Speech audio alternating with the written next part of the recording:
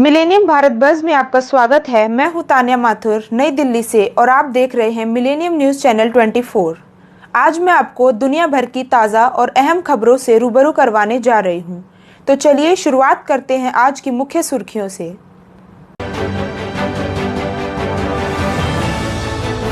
अमेरिकी राष्ट्रपति Donald Trump बोले, ईरान बहादुरी के साथ लड़ा।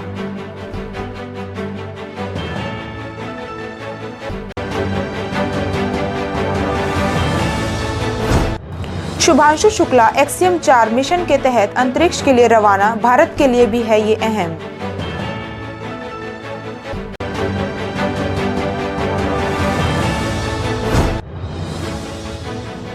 ज़ोहरान ममदानी न्यूयॉर्क मेयर का चुनाव लड़ रहे नेता जो हिंदी में बोलकर मांग रहे हैं वोट।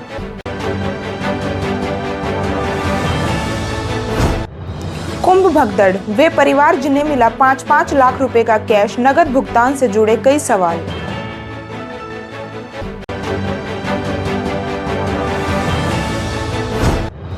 ईरान अमेरिका से भिड़ा तो उसे कतर, सऊदी अरब, इराक और यूएई से भी क्यों उलझना होगा।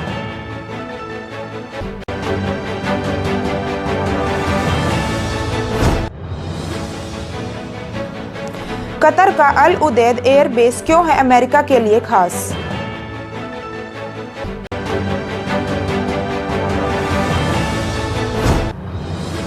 पीएम मोदी ने द इमरजेंसी डायरीज में बयां किया आपातकाल का अपना सफर।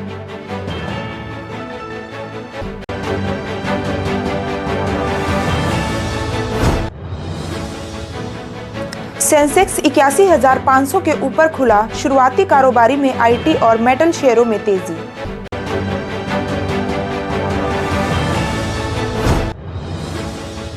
नई आईओसी प्रमुख क्रिस्टी कोवेंट्री चीन की यात्रा को लेकर उत्साहित।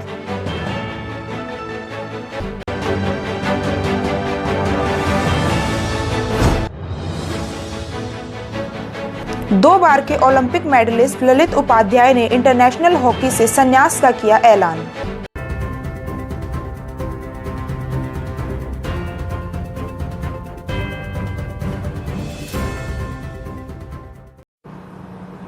चलिए विस्तार से जानते हैं।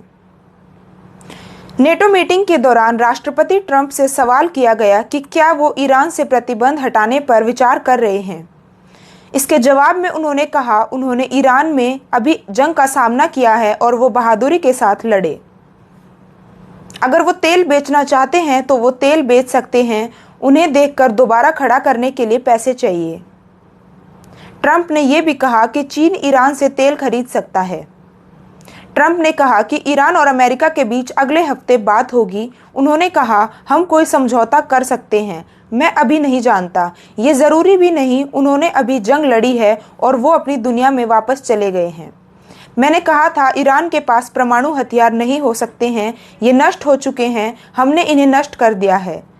अमेरिका के राष्ट्रपति डोनाल्ड ट्रंप ने नेटो की मीटिंग के दौरान दावा किया कि रूस के राष्ट्रपति व्लादिमीर पुतिन यूक्रेन के साथ जंग खत्म करना चाहते हैं।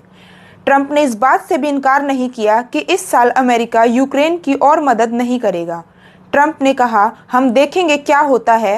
पुतिन इस जंग को खत्म करना चाहते हैं, हर स्तर पर लोगों की मौत हो रही है, ऐसा पहले नहीं हुआ। ऑस्ट्रेलिया के सरकारी टीवी के एक रिपोर्टर ने ट्रंप से सवाल किया कि वो यूक्रेन और रूस की जंग खत्म क्यों नहीं करवा पा रहे हैं।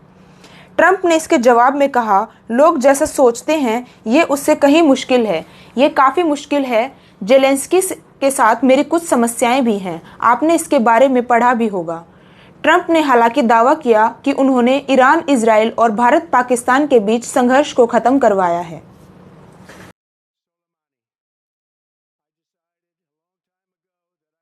इस मिशन में कई बार देरी हो चुकी है। रॉकेट में पाई गई तकनीकी खामियां और अंतर्राष्ट्रीय अंतरिक्ष स्टेशन में रिसाव जैसी समस्या की वजह से कई बार ये मिशन रोका गया है। इससे पहले राकेश शर्मा पहले भारतीय थे जो साल 1984 में रूसी मिशन के तहत स्पेस में गए थे। दिलचस्प ये है कि उस वक्त ग्रुप कैप्टन शुभांशु शुक्ला का जन्म भी नहीं हुआ था। ये एक कमर्शियल मिशन है जो एक्सियम स्पेस नाम की अमेरिका कंपनी, नासा और स्पेस एक्स के साथ मिलकर ऑपरेट किया जा रहा है। इस कंपनी का चौथा मिशन है और इसमें पहली बार कोई भारतीय एस्ट्रोनॉट होगा। आइए जानते हैं कि एक्सियम 4 मिशन क्या है और भारत के लिए ये क्यों अहम है। एक्सियम 4 मिशन एक कमर्शियल स्पेस फ्लाइट है। ह्यूस्टन की कंपनी एक्सियम स्पेस इस अभियान को चला रही है। इस एक्सियम 4 मिशन में एक सीट भारत ने खरीदी, जिसके लिए 550 करोड़ रुपए की कीमत चुकाई है।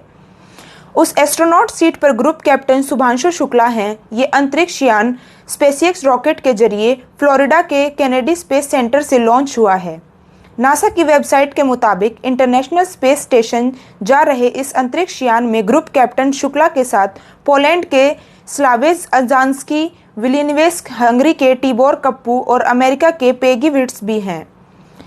एक्सियम स्पेस में ह्यूमस स्पेसलाइट्स की डायरेक्टर पेगी विट्स इस कमर्शियल मिशन को कमांड कर रही हैं। शुभांशु शुक्ला इसके पायलट हैं और बाकी 2 एस्ट्रोनॉट मिशन स्पेशलिस्ट के तौर पर भेजे गए हैं। साल 1984 में भारत के astronaut wing commander Rakesh Sharma Soviet संघ मिशन के साथ अंतरिक्ष में गए थे। एक्सियम 4 के जरिए कोई दूसरा भारतीय इस अभियान के तहत इंटरनेशनल स्पेस स्टेशन ISS जाएगा। कुछ और एस्ट्रोनॉट्स के नाम भी लिए जाते हैं, जैसे कल्पना चावला या सुनीता विलियम्स। ये भारतीय मूल की हैं, लेकिन भारतीय नहीं। विज्ञान मामलों के जानकार पल्लव बागला BBC से बातचीत में कहते हैं कि एक्सियम 4 भारत के लिए इसलिए अहम है क्योंकि भारतीय अंतरिक्ष अनुसंधान संगठन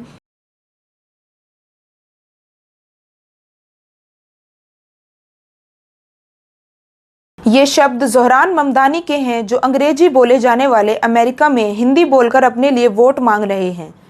कुछ दिन पहले उन्होंने लोगों से अपने पक्ष में वोट डालने के लिए हिंदी बोलते हुए एक वीडियो बनाया था।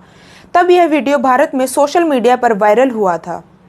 अब न्यूयॉर्क सिटी के मेयर पद के लिए डेमोक्रेटिक उम्मीदवार के प्राइमरी चुनाव में एंड्रयू कुओमो ने ज़ोहरान ममदानी के सामने हार स्वीकार कर ली है। यह एक बड़ा राजनीतिक उलटफेर माना जा रहा है।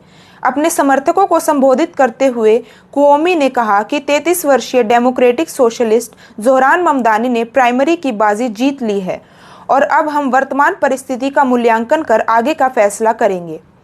चुनावी परिणामों का आधिकारिक घोषणा के बाद ममदानी न्यूयॉर्क में मेयर के पद पे चुनाव में पहले मुस्लिम उम्मीदवार बनकर इतिहास रच देंगे। साथ ही नवंबर में होने वाले चुनाव में अगर ममदानी जीतते हैं तो वह अमेरिका के सबसे बड़े शहर न्यूयॉर्क के सबसे पहले मुस्लिम और पहले दक्षिण एशियाई मूल के मेयर बनेंगे। ज़ोहरान क्वामे ममदानी का जन्म साल 1991 में युगांडा की राजधानी कंपाला में हुआ था। ममदानी के पिता ने उन्हें एक क्रांतिकारी और घाना के सबसे प्रधानमंत्री क्वामे नक्मा के नाम पर मिडिल नेम क्वामे दिया था। ममदानी मशहूर भारतीय अमेरिका फिल्म निर्देशक मीरा नायर और कोलंबिया यूनिवर्सिटी के जाने माने प्रोफेसर महमूद ममदानी के बेटे हैं। कंपाला में उन्होंने अपने शुरुआती दिन बिताए और फिर 5 साल की उम्र में दक्षिण अफ्रीका आ गए। ममदानी के भारतीय मूल के पिता महमूद ममदानी केपटाउन विश्वविद्यालय में प्रोफेसर थे।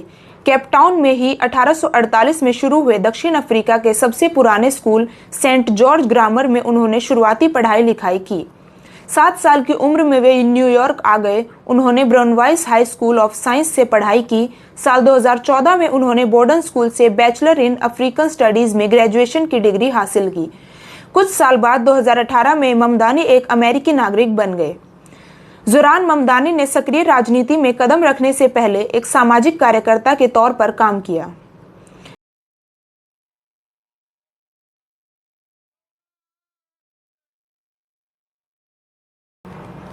लेकिन BBC की गहन पड़ताल में पता चला है कि प्रयागराज के कुंभ में भगदड़ की घटनाओं में कम से कम 82 लोगों की मौत हुई थी। महाकुंभ के आधिकारिक ट्विटर हैंडल के मुताबिक 37 में से 35 मृतकों के आश्रितों के बैंक खाते में 25-25 लाख की मुआवजा राशि हस्तांतरित की जा चुकी है। एक मृतक की पहचान नहीं होने और एक मृतक के लावारिस होने के कारण मुआवजा राशि नहीं दी जा सकी है। हालांकि अभी तक उत्तर प्रदेश सरकार ने भगदड़ में मारे गए लोगों की आधिकारिक सूची प्रकाशित नहीं की है। न ही ये जानकारी सार्वजनिक की है कि किन किन परिवारों को 25-25 लाख रुपए का मुआवजा दिया गया। ये परिवार उन परिवारों से अलग है जिन्हें उत्तर प्रदेश सरकार की तरफ से 25-25 लाख रुपए का मुआवजा मिला है। पड़ताल में सामने आया कि उत्तर प्रदेश में 18, बिहार में 5, पश्चिम बंगाल में 2 और झारखंड में 1 मृतक के परिवार को 5-5 लाख रुपए का कैश बंडल दिया है। दिनेश पटेल उत्तर प्रदेश के बलिया जिले में रहने वाले हैं। कुंभ भगदड़ में उनकी पत्नी रीना पटेल और बेटी रोशनी की मौत हो गई थी। परिवार में 2 मृतक होने की वजह से दिनेश पटेल को 10 लाख रुपए कैश मिले हैं। ऐसा ही कुछ जौनपुर में धर्मराज राजभर और देवरिया के ठाकुर कुशवाहा के साथ भी हुआ। धर्मराज राजभर की पत्नी रामपति देवी और बहू रीता देवी की कुंभ भगदड़ में मौत हुई थी। इसी तरह ठाकुर कुशवाहा की पत्नी संकेशा देवी और बेटी लाली की कुंभ भगदड़ में मौत हो गई थी। सभी 26 मामलों में उत्तर प्रदेश पुलिस के शामिल होने की बात परिजनों ने कही है। ज्यादातर मामलों में फोटो और वीडियो परिजनों के पास है। बीबीसी को इन परिवारों से ऐसे कई वीडियो और फोटो मिले हैं जिनमें पुलिस टीमें 500 रुपए के नोटों का बंडल देते हुए दिख रही हैं। 25 मार्च को कुछ लोग 5 लाख रुपए लेकर बिहार के गोपालगंज में तारा देवी के घर पहुंचे थे। तारा देवी की मौत कुंभ भगदड़ में हुई।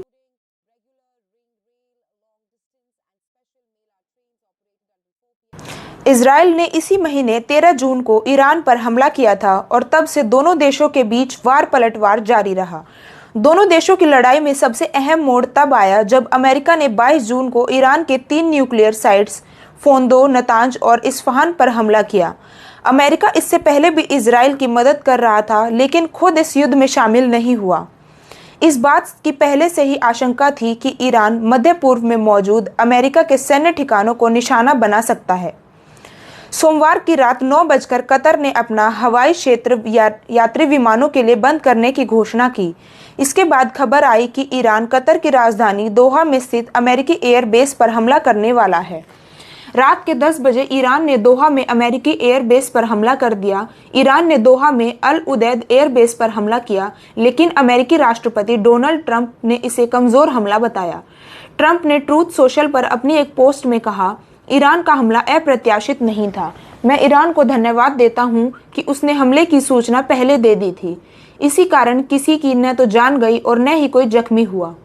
लड़ाई इजराइल और ईरान के बीच में शुरू हुई थी, लेकिन इससे जल्द ही अमेरिका शामिल हो गया और आखिर में कतर का इलाका भी चपेट में आ गया। इसीलिए कहा जाता है कि मध्य पूर्व में अमेरिका की मौजूदगी इस कदर है कि 2 देशों की जंग 2 देशों तक सीमित नहीं रहेगी, बल्कि पूरे इलाके को चपेट में ले लेगी। समाचार एजेंसी रॉयटर्स की रिपोर्ट के अनुसार अमेरिकी बॉम्बर्स ने ईरान के अंडरग्राउंड न्यूक्लियर साइट्स पर 30,000 पाउंड बंकर बस्टर गिराया था। इसके बाद ट्रंप ने ईरान में सत्ता परिवर्तन की भी बात कही थी। इजराइल ने तो ईरान के सर्वोच्च नेता अयातुल्लाह अली खामनेई को मारने तक की धमकी दी थी। हालांकि अब युद्ध विराम की बात अमेरिकी राष्ट्रपति ट्रंप कर रहे हैं, वहीं खामनेई ने कहा कि ईरान न तो किसी पर हमला करेगा और न ही किसी हमले को स्वीकार करेगा। अमेरिका का अल उदैद एयर बेस कतर की राजधानी दोहा के बाहरी इलाके में 24 हेक्टेयर में फैला है। समाचार एजेंसी रॉयटर्स के अनुसार मध्य पूर्व में यह अमेरिका का सबसे बड़ा एयर बेस है।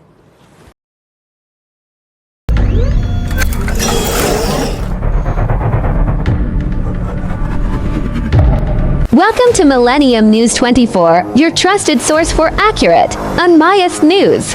We're here to bring you the stories that matter most from America and around the world with integrity and a commitment to truth. In today's world, where misinformation can easily spread, having access to reliable news is more important than ever.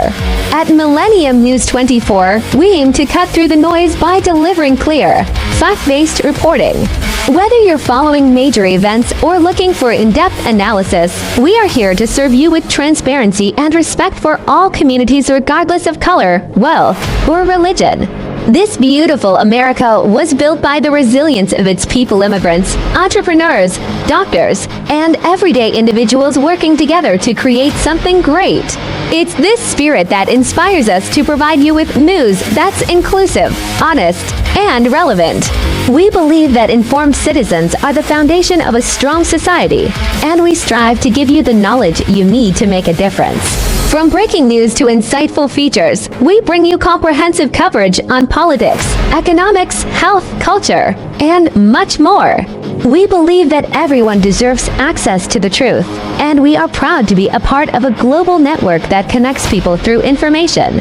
Stay informed by following us on your devices, including iOS, Android, Roku, Amazon, Apple TV, and Smart TVS.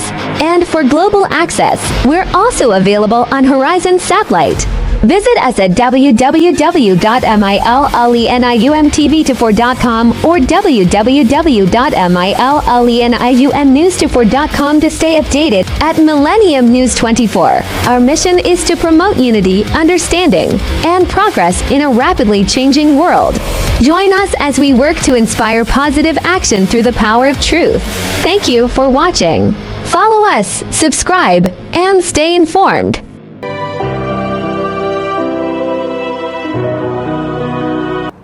Qatar की राजधानी दोहा के पास मौजूद अल उदैद air base मध्य पूर्व में अमेरिकी central command के air operations का मुख्यालय है। यहाँ करीब 8,000 अमेरिकी सैनिक तैनात हैं। इस अमेरिकी सैन्य अड्डे की हाल में सामने आई सैटेलाइट तस्वीरों में दिखा था कि ईरान पर अमेरिकी हमलों से पहले एहतियातन दर्जनों विमानों के रनवे से हटा लिया गया था। बीबीसी की उत्तरी अमेरिका संपादक सारा स्मिथ के मुताबिक अल उदैद पर ईरानी हमला पूरी तरह अप्रत्याशित नहीं था। अमेरिका को ईरान परमाणु ठिकानों पर हमले के बाद इस तरह की प्रतिक्रिया की आशंका थी। मध्य पूर्व में अमेरिका सेनाएं हाई अलर्ट पर थी और ऐसी किसी कार्रवाई के लिए पूरी तरह तैयार थी। यह बेस इराक में अमेरिका सेना अभियान के लिए मुख्यालय और लॉजिस्टिक केंद्र के तौर पर काम करता है। इसमें खाड़ी क्षेत्र की सबसे लंबी एयर लैंडिंग स्ट्रिप भी है। ब्रिटिश सेना भी समय समय पर इस बेस का इस्तेमाल करती है। अल उदैद को अबू नखला एयरपोर्ट भी कहा जाता है। कतर ने साल 2000 में अमेरिका के इस बेस के इस्तेमाल की अनुमति दी थी। साल 2001 में अमेरिका ने इसका संचालन पूरी तरह से अपने हाथ में ले लिया। लंदन स्थित प्रधानमंत्री नरेंद्र मोदी ने देश में इमरजेंसी के 50 साल पूरे होने पर अपनी भूमिका से जुड़ी एक किताब को सोशल मीडिया पर साझा किया है। उन्होंने द इमरजेंसी डायरीज में आपातकाल 1975 से 77 के दौरान अपने सफर को साझा किया है। पीएम मोदी ने एक्स पर लिखा, आपातकाल के दौरान एक युवा आरएस प्रचारक था। आपातकाल विरोधी आंदोलन मेरे लिए एक बड़ा सीखने का अनुभव था। इसने हमारे लोकतांत्रिक ढांचे को संरक्षित रखने की महत्ता को और मजबूत किया। साथ ही मुझे विभिन्न राजनीतिक विचारधाराओं के लोगों से बहुत कुछ सीखने का मौका मिला। पीएम मोदी ने कहा, जिनके परिवारों ने आपातकाल के समय कष्ट झेले वे अपने अनुभव सोशल मीडिया पर साझा करें। उन्होंने कहा, मुझे खुशी है कि ब्लू क्राफ्ट डिजिटल फाउंडेशन ने उन अनुभवों को एक किताब के रूप में संकलित किया है, जिसकी प्रस्तावना एचडी देवगौड़ा ने लिखी है, जो स्वयं आपातकाल विरोधी आंदोलन के एक मजबूत नेता रहे हैं। द इमरजेंसी डायरीज में मैंने आपातकाल 1975 से 77 के दौरान अपने सफ़र को साझा किया है। इसने उस समय की कई यादें ताज़ा कर दी हैं। मैं उन सभी लोगों से आग्रह करता हूं जिन्हें आपातकाल के वो काले दिन याद हैं या जिनके परिवारों ने उस समय कष्ट झेले, वे अपने अनुभव सोशल मीडिया पर साझा करें। इससे युवाओं को उस शर्मनाक दौर के बारे में जागरूकता बढ़ेगी। इस किताब में प्रधानमंत्री नरेंद्र मोदी के 25 जून 2024 को आपातकाल के काले दिनों को याद करते हुए दिए गए बयान का जिक्र किया गया है। इसमें कहा गया, भारत की नई पीढ़ी को कभी नहीं भूलना चाहिए कि कैसे संविधान को पूरी तरह से नज़रअंदाज किया गया, उसे तार तार किया गया और देश के एक जेल में बदल दिया गया, जहां लोकतंत्र को पूरी तरह कुचल दिया गया। आपातकाल के समय देश को एक जेल में बदल दिया गया था। इस किताब में आगे बताया गया, 1970 के दशक के मध्य में जब भारत आपातकाल की लोहे की जंजीरों में जकड़ा था, लोकतंत्र कैद में था, उस समय नरेंद्र मोदी, जो तब एक युवा संघ प्रचारक थे, कई अन्य प्रमुख नेताओं और कार्यकर्ताओं के साथ इंदिरा गांधी के तानाशाही शासन के खिलाफ खड़े होने वाले नेताओं की पहली पंक्ति में थे। ये पुस्तक भारतीय लोकतंत्र के सबसे अंधेरे दौर के दौरान उन्हें अनकहे अनुभवों को उजागर करती है।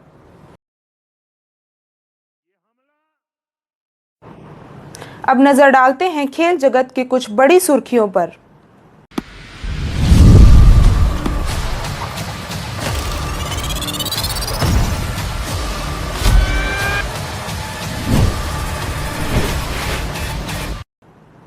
अंतर्राष्ट्रीय ओलंपिक समिति आईओसी ने स्विट्जरलैंड के लुसाने में अपने मुख्यालय में एक अध्यक्षीय पदभार समारोह का आयोजन किया। जिम्बाब्वे की दिग्गज तैराक क्रिस्टी क्रोवेंट्री ने आईओसी के पिछले अध्यक्ष थॉमस बाक से आईओसी के नेतृत्व की प्रतीक सुनहरी कुंजी ली और आईओसी की 10वीं अध्यक्ष बनी। आईओसी के अध्यक्ष के रूप में पदभार संभालने के बाद यह उनका पहला साक्षात्कार है। क्रिस्टी क्रोवेंट्री ने स्विट्जरलैंड के लुसाने में चाइना मीडिया ग्रुप को विशेष साक्षात्कार दिया। आईओसी के अध्यक्ष के रूप में पदभार संभालने के बाद यह उनका पहला मीडिया साक्षात्कार है। इस मौके पर क्रिस्टी कोवेंट्री ने कहा कि उन्हें ओलंपिक खेलों के मूल्य व जीवंतता को बनाए रखना होगा। उनकी जिम्मेदारी ओलंपिक खेलों की रक्षा और उसे मजबूत करना है। वे आने वाले महीनों में सभी हितधारकों के साथ गहन आदान प्रदान करने, भविष्य के लिए खाका तैयार करने और इसे वास्तविक बनाने के लिए काम करेंगी। सीएमजी हमेशा आईओसी का महत्वपूर्ण साझेदार रहा है। उन्होंने कहा कि सीएमजी हमेशा आईओसी का महत्वपूर्ण साझेदार रहा है। दोनों पक्षों के बीच साझेदारी लगातार मजबूत व घनिष्ठ होती जा रही है। जब उन्हें पता चला कि चीन में 10 करोड़ लोगों ने आईओसी अध्यक्ष पद हस्तांतरण समारोह का सीधा प्रसारण देखा, तो उन्होंने कहा कि यह वास्तव में ओलंपिक खेलों के प्रति चीन की दृढ़ प्रतिबद्धता को दर्शाता है।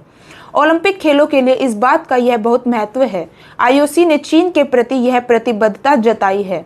क्रिस्टी कोवेंट्री ने कहा कि आईओसी अध्यक्ष के रूप में पदभार ग्रहण करने के बाद वे सबसे पहले आईओसी के सभी सदस्यों से चर्चा करेंगी।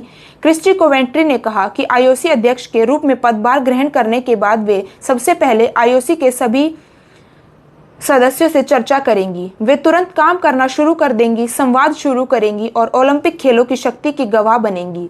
वे अगले कुछ महीने में चीन की पुनः यात्रा के लिए बहुत उत्सुक हैं। Input INS।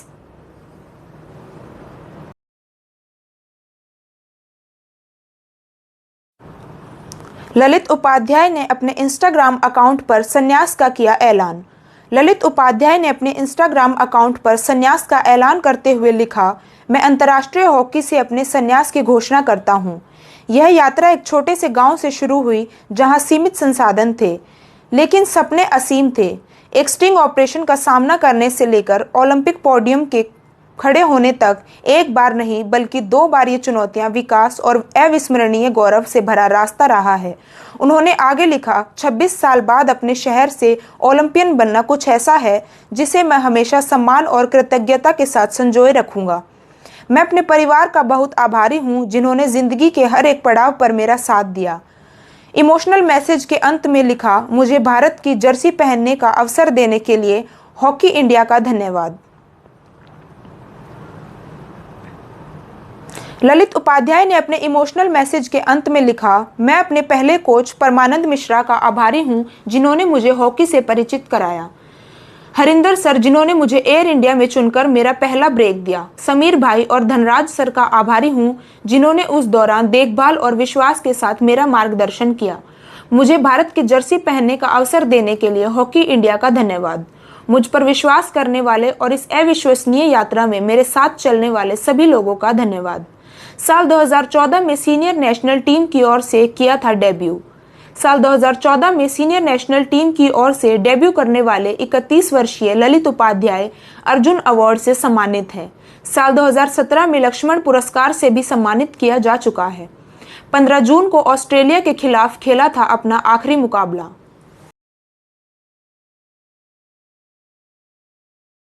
फिलहाल के लिए बस इतना ही। हमें देखने के लिए धन्यवाद। देश दुनिया की हर ताज़ा खबर से जुड़े रहने के लिए हमारे साथ बने रहिए। लेटेस्ट अपडेट्स के लिए हमें फेसबुक, ट्विटर, इंस्टाग्राम और टिकटॉक पर मिलेनियम न्यूज़ 24 के नाम से फॉलो करें। हमारा यूट्यूब चैनल मिलेनियम न्यूज़ 24 भी ज़रूर देखें। आप हमें एंड्रॉयड और iOS devices, Apple TV, roku TV, Amazon Fire TV और सभी स्मार्ट टीवी प्लेटफॉर्म्स पर भी देख सकते हैं। मनोरंजन और खबरों की दुनिया का आनंद लें मिलेनियम टीवी ऐप्स के साथ। एंड्रॉयड के लिए मिलेनियम टीवी USA और गूगल पर मिलेनियम न्यूज़ डाउनलोड करें। मिलेनियम न्यूज़ 24 का हिस्सा बनने के लिए आपका दिल से धन्यवाद।